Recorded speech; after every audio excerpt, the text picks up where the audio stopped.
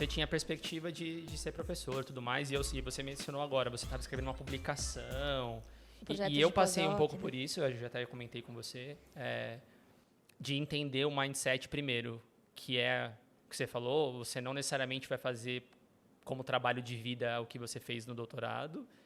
Eu consegui fazer isso por um tempo, dentro do Achei e tudo mais, e aí depois eu migrei para uma outra situação que hoje é na Spectra, onde você tem que, aos pouquinhos, ir deixando de lado, talvez, uma parte científica como antes, como um doutorado. Como foi para você sair, largar? Você é um cara que publicava bastante já na pós, e aí depois entrou para uma indústria. Você conseguiu ainda assimilar um pouco da publicação? Hoje não, porque aí hoje você, recentemente, inclusive, publicou um paper que a gente vai discutir sobre ele aqui no episódio, vai deixar o As link para vocês referências. acessarem.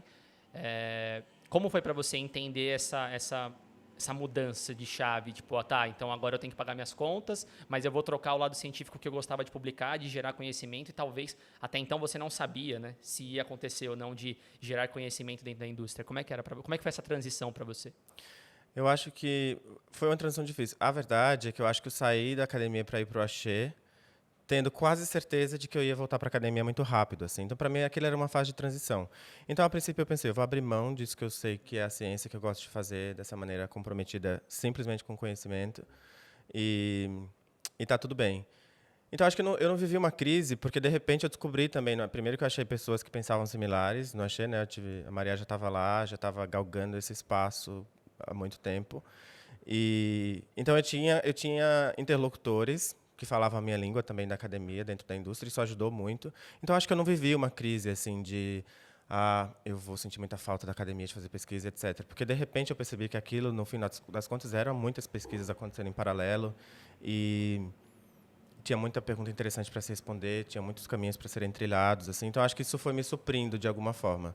A gente não tinha uma super tradição de publicar, não achei, a gente acabou publicando um trabalho Sim, ainda. sim.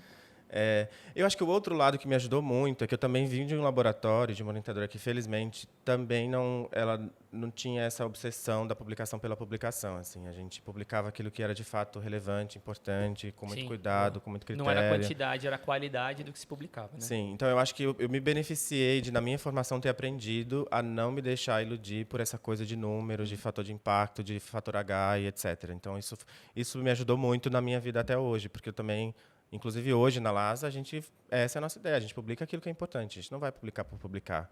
Não existe medida de X papers, nem meta, nem nada. O que é importante, o que faz sentido, a gente publica. E acho que esse é o lugar que eu gostaria de estar, assim.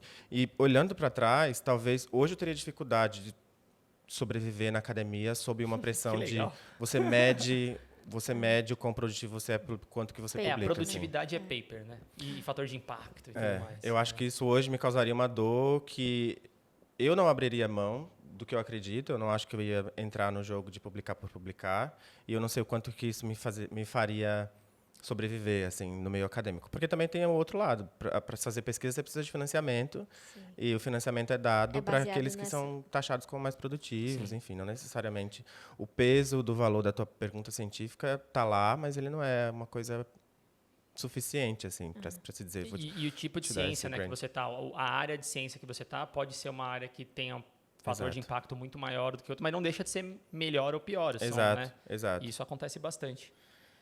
Então, acho que eu fui feliz nesse aspecto, assim. Acho que tive uma transição que não foi difícil, eu acho. Rapidamente eu enxerguei o potencial e o valor, e aquilo me nutria também, acho que no nível pessoal, assim.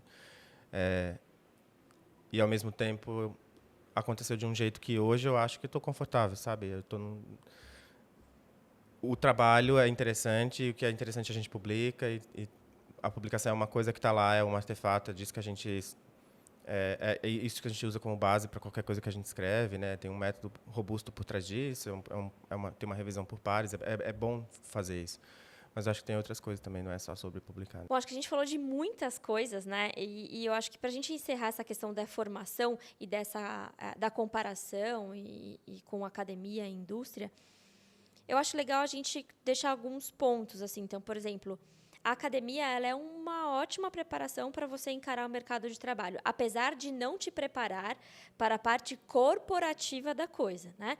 Mas que, gente, só entrando lá e vivendo aquilo para você ir se adaptando. É claro que você precisa pegar o seu conhecimento, que é o que vai em primeiro na hora que você entra, e aí a parte de relacionamento e de crescimento da carreira e etc., a gente precisa ser flexível e precisa entender o jogo, né, de cada uma das corporações para você ir se adaptando e construindo a sua própria carreira. Eu sempre costumo dizer que nós somos responsáveis pelas nossas carreiras, né?